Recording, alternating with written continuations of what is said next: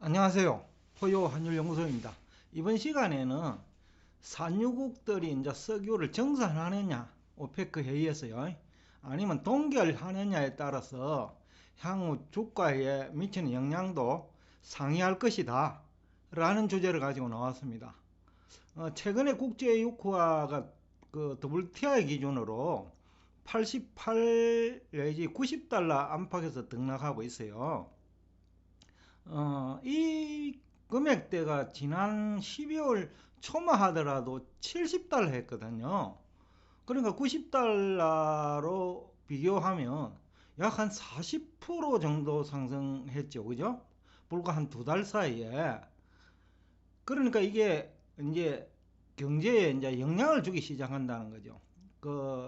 고유가가 이제 고차가 되면서 주범은 이제 결국은 러시아, 이제 우크라이나 침공인데, 근데 이제 문제는 러시아는 이걸 오히려 질질 끌고 있단 말이죠.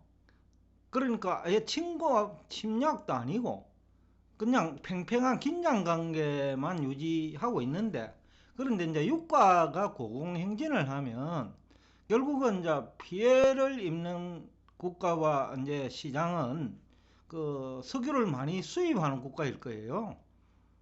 그러니까 이제 우리나라를 예로 들면 지난해 12월만 하더라도 무역수지가 7억 달러밖에 적자가 아니었는데, 그것도 이제 그 이전에 유가 올라간 것이 이제 크게 영향을 줬죠.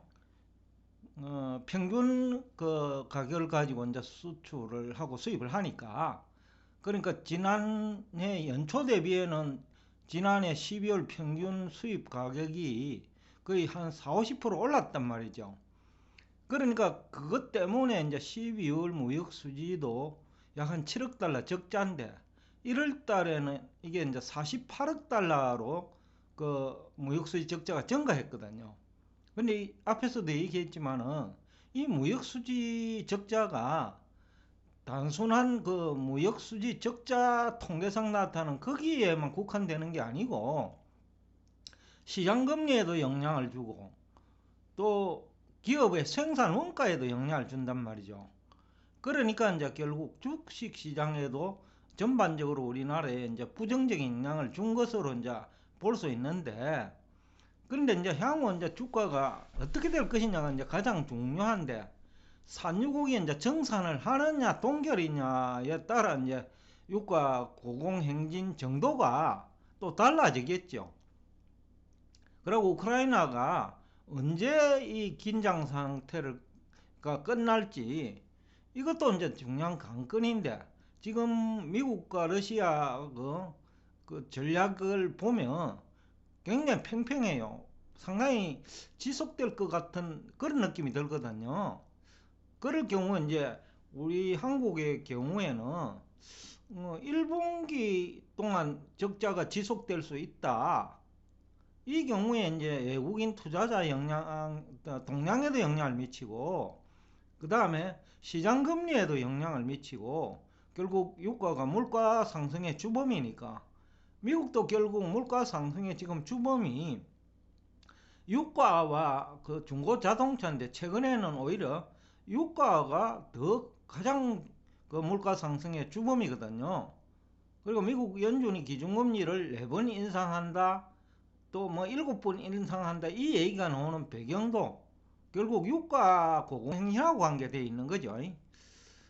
그리고 또 하나는 신흥국 입장에서는 중국이나 인도가 이제 대표적인 신흥국가이면서 석유 소비가 많은 국가니까, 그리고 우리나라는 또 이들 국가의 수출 비중이 점점 증가하고 있거든요. 중국은 뭐 가장 수출 비중이 높은 국가인데, 그래서 이런 국가에서 이제 석유 소비 감소로 나타날 수도 있단 말이죠. 유가가 여기서 더 고공행진을 하면. 그러면 이제 산유국들은 진퇴양난이죠.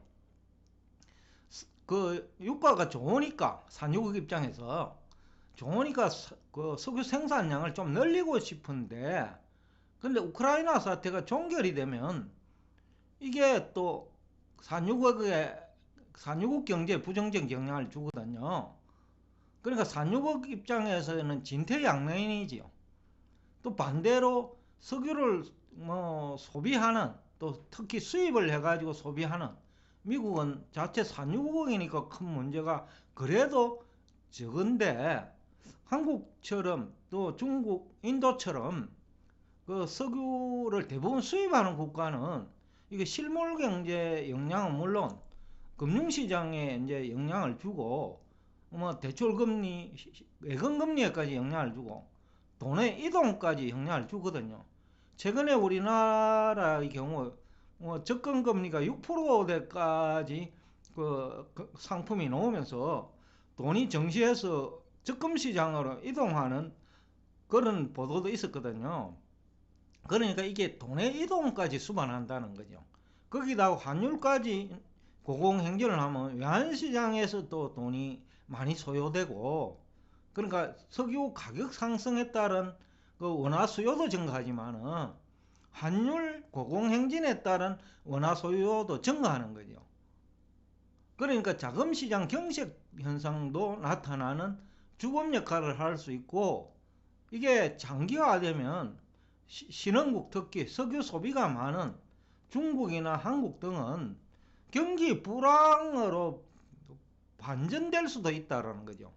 그만큼 이게 이제 중요한데, 그래서 이제 우리 정시가 지금도 지난번에 일중에는, 장중에는 2600선이 일시적으로 깨졌지요.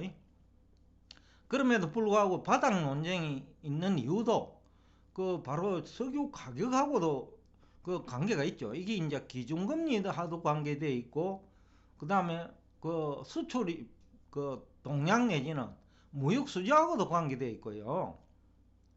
그러니까 이제 여러 가지 측면에서 유가가 지금 상당히 이제 이슈로 등장해 버렸어요.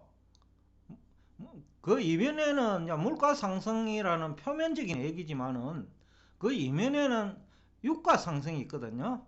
그래서 이 유가가 결국 산유국을 정산하느냐 동결하느냐인데, 일단 미국 에너지관리청은 그 장기적으로 낙관하고 있어요.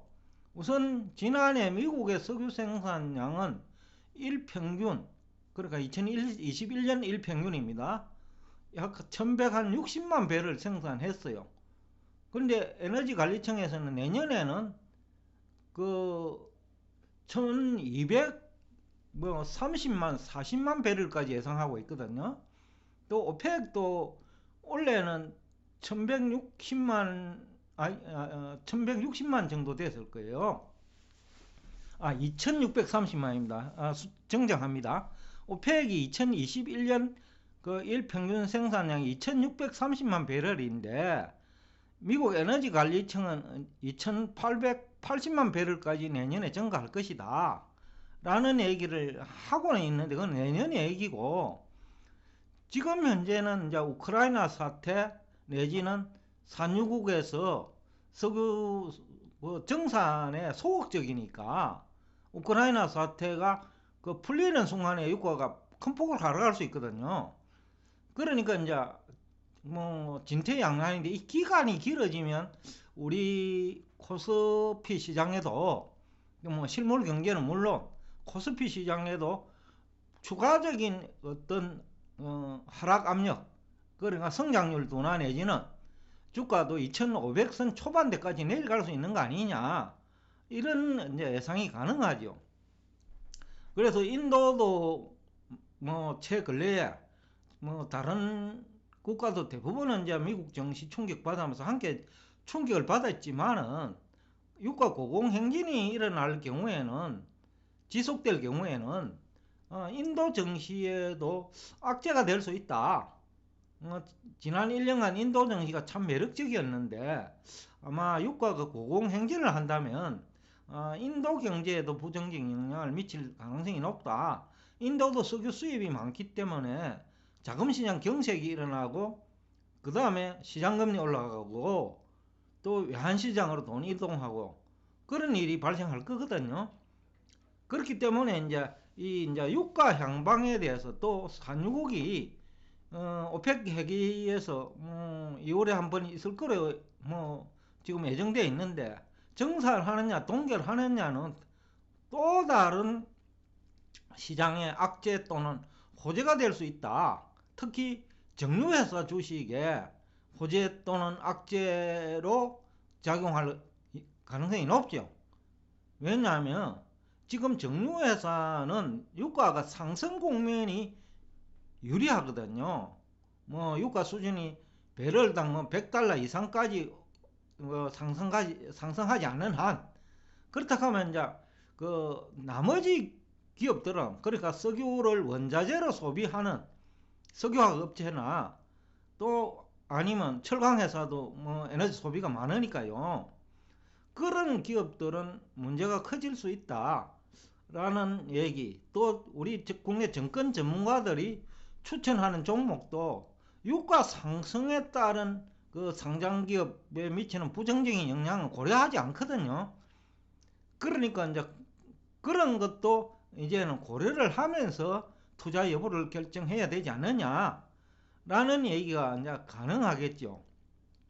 여하튼 한국은 뭐 지금 현재 분위기로 봐서는 1월이 48억 달러 적자라면 이제는 2월과 3월까지 이게 무역 수지가 뭐 100억 달러까지 증가할 수 있다. 월. 이거 굉장히 중요한 얘기예요.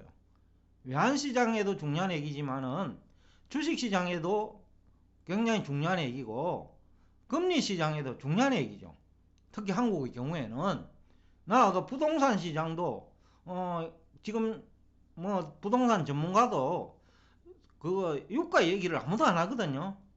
근데 핵심은 지금 석유 시장이에요. 여하튼 오늘 포유 환율 연구소 의견은 장기적으로는 유가가 안정되겠지만은 일단 우리가 걱정해야 될 것은 1분기예요. 1분기 주가가 얼마나 하락하느냐, 1분기 무역수지 적자가 얼마냐에 따라서 환율, 시장금리, 주가, 부동산 가격에까지 영향을 미친다는 거죠. 그래서 1분기 중에 이것이 우크라이나 사태라도 그 종결이 나야 되는데, 그것도 평화적으로요. 그런데 이제 지금 현재 환경은 1분기 내에 뭔가 해결될 것 같지는 않다. 벌써 이제 2월이니까요. 2월은 이미 이제 높아진 유가에 기초해가지고 우리가 무역을 해야 되니까 2월 무역수지 적자도 이제 불보다 뻔한 거죠. 3월도 마찬가지고요. 그러니까 이제 1분기 내에 이제 우리 그 시장금리, 그 다음에 실물경제, 그리고 주식시장과 그 다음에 대출금리, 부동산 시장에 영향을 줄 것 같다. 근데 이제 이 1분기라는 이 시간도 지금 같은 시기에는 굉장히 긴 시간이거든요. 그런 측면에서 오늘 여러분들이 아마 이 주제를 해석을 해야 되지 않냐라는 얘기를 하면서 오늘 여러분과 대화를 여기서 끝내겠습니다. 오늘도 끝까지 경청해 주셔서 대단히 감사합니다.